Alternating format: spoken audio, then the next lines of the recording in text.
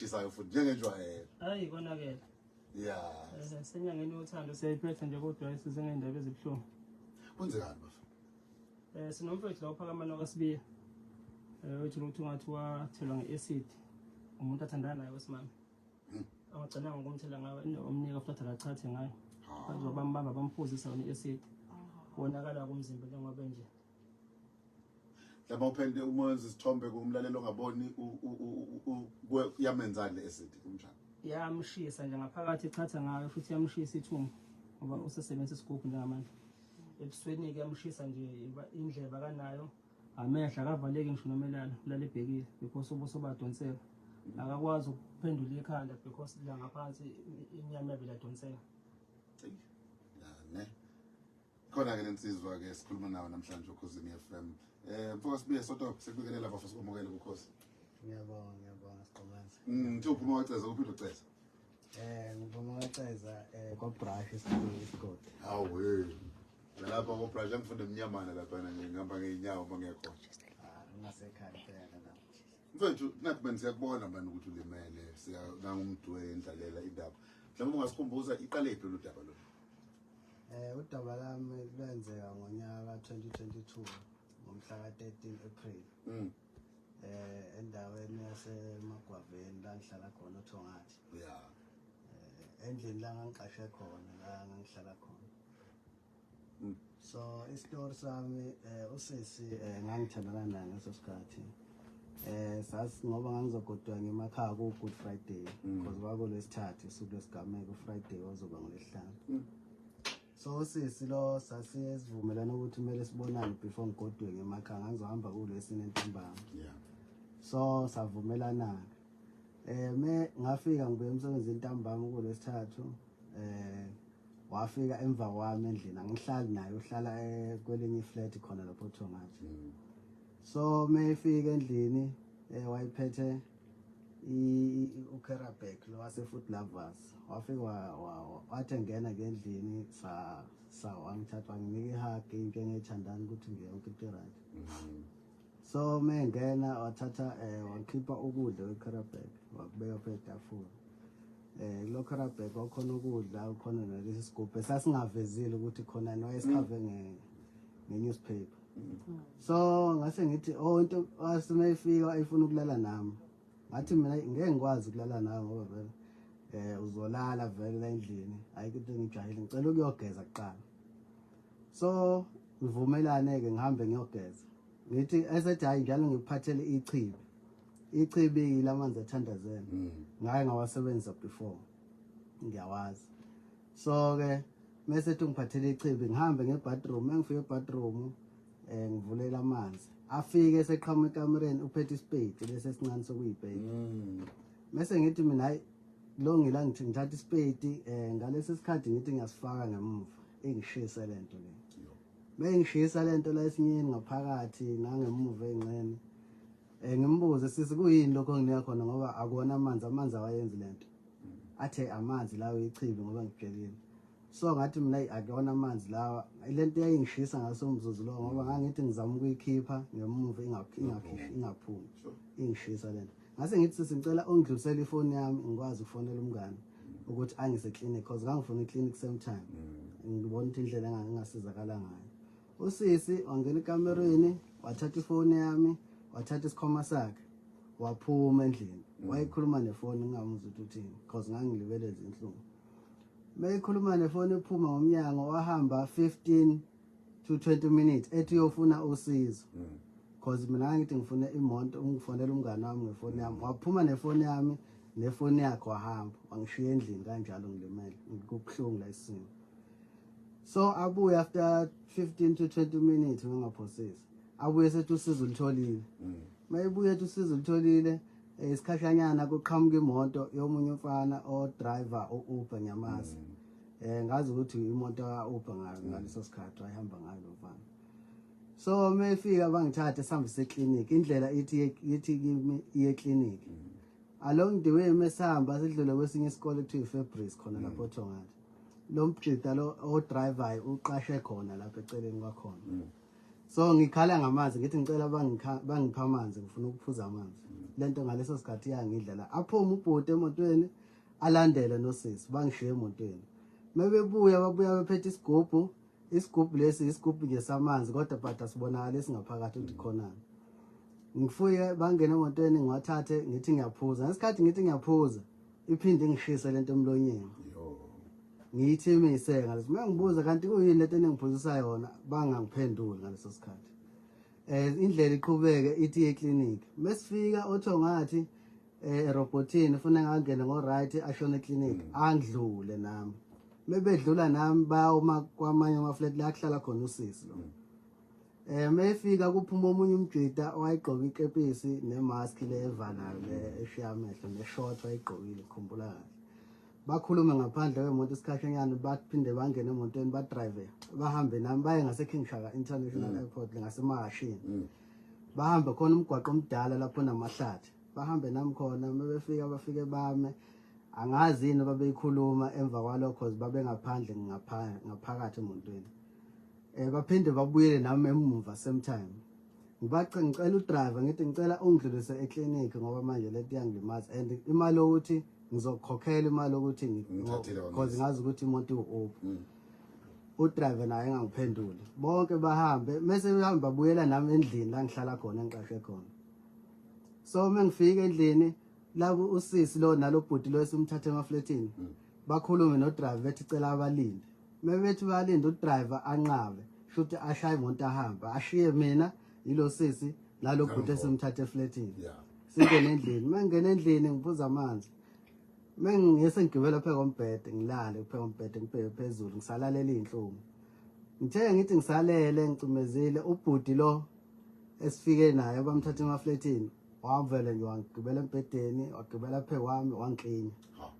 Ngalesikhathi engiklinya ngimbuza uyangibulala na bengangiphenduli ngathi ngithi ngiyamemeza usisi lo ephethe iglass enalento le angithele ngayo emlonyeni angifuna ungiphuzisa. Ngalesikhathi ngithi ngiyamemeza lento iyangena lento le ngiyathimisa same time. uNkulunkulu lo ke nami angazi uNkulunkulu wangipha amandla kangakanani ngakwazi ukugcina ngivukile nobhuti silwa ngaleso sikhathi.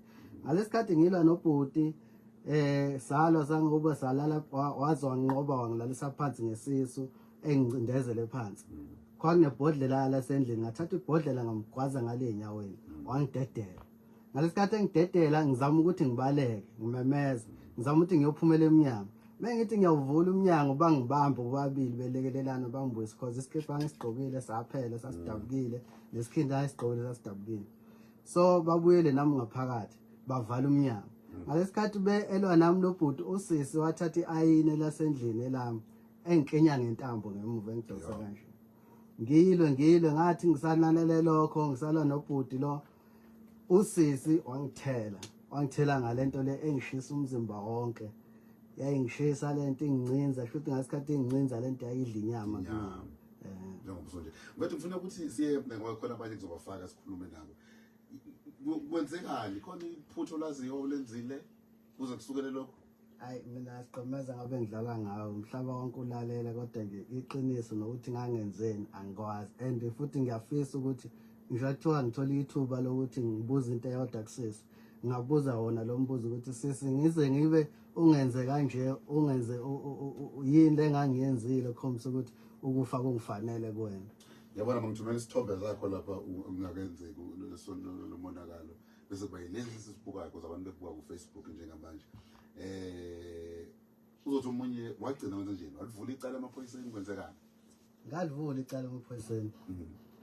Ngalo suku lesigameko cause ngangise clinic amngani wami ngamtshela ngicela afanele amaphoyisa cause afika amaphoyisa abhala statement ngakusasa kwathiwa usisi nawo ungivulele icala ukuthi bengimhlukumeza.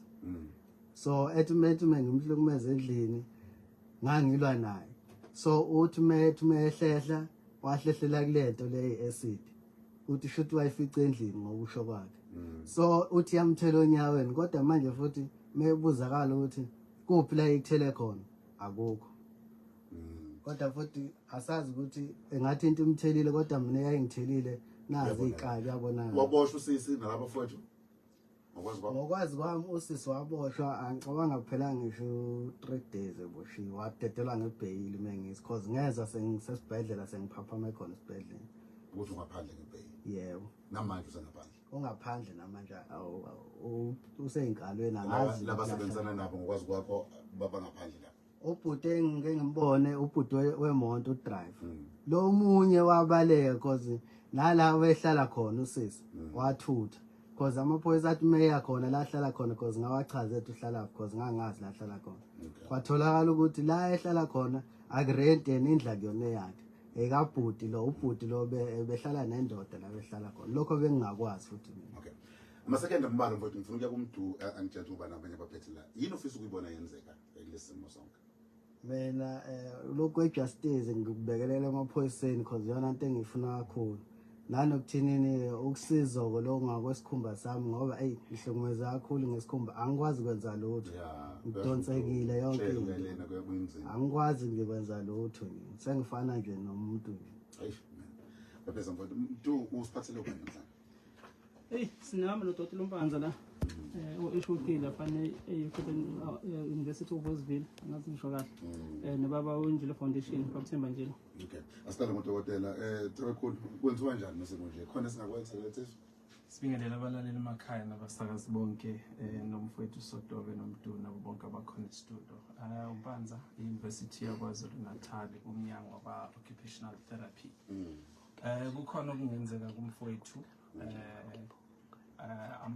odokotela laba ababizwa ngama plastic surgeon yes sesiba consultile samthumela umfowethu khona bayenza i-assessment yokuqala babheka ukuthi ikuphi okungalungiswa kumele kulungiswe ekhaleni kulungiswe emehlweni kulungiswe endlebeni kulungiswe entanyeni kuningi okufanele kwenziwe okuzodinga ukuthi kwenziwe kancane kancane sisenza ke yonke ke nezinwele zakhe kufuna zilungiswe zizokwazi ukubuya ukubuyela la kufanele zibe khona nokudonseka lokho kusentameni kuzokwazi ukuthi kwehliseke basasenzela ke ama consultation further nokuthi bathole ukuthi kuzobiza kangakanani kodwa nje ukubeka isithombeni umlaleli kuyinto ezobiza ngoba mhlawumbe izodlula lapha ko 700,000 ukuthi kwenziwe wonke lo msebenzi kodwa ke sizobathola kahle imininingwane yonke uma se udokotela osibhekela umfowethu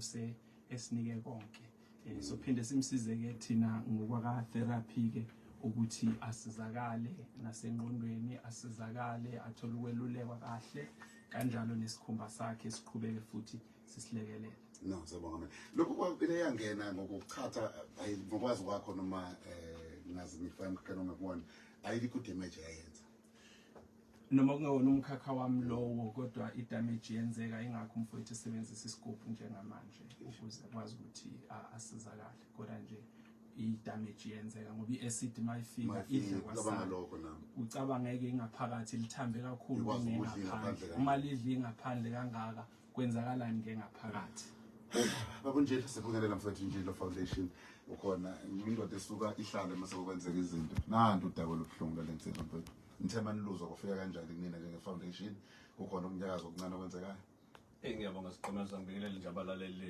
boKhosi FM isimo saSotobe simbi kakhulu bathema befika izolo obusini benomdu engathinte kakhulu siya nje kudokotela nabo njengoba ubaba udokotela uMpanza esho la ebesirefere khona ayikuthemebeka engabona ukuthi kunzima kakhulu njobe ebeka leyo mali imali enzima ngempela abathema beya kuyona ngabo ukuthi kunzima kakhulu okwami nje siqhemeza ngiyakubona nje ukuhlukunyezwa kwakho mfowethu enye into eseceleni kodwa ke njengamanje kufanele asizakale mina nje ukuzocela nje bonke osomashishini base South Africa ngicele bonke abaseyinhlanganweni ezizimele ke sihlanganeni sibone ukuthi yini esingayenza and nohulumeni imbali ukuthi yini into esingayenza ukulekelela lensizwa yethu ngoba upaneke ngempela ubambekile thina sike sambona iqimbile sinaye lapha kudokotela uyabona ukuthi isimo simbi ngempela so ke mzansi kuzoja siphumene umkhankaso and umkhankaso ngeke uzosihlule futhi ngoba sesisokhozi nje lensizwa yakithi ikwazi ukuthi lekeleleke ibe umuntu ebantwini ikhona indlela esebenze ngayo ukuthi makhona lalela njengamanje engayisebenzisa ukuze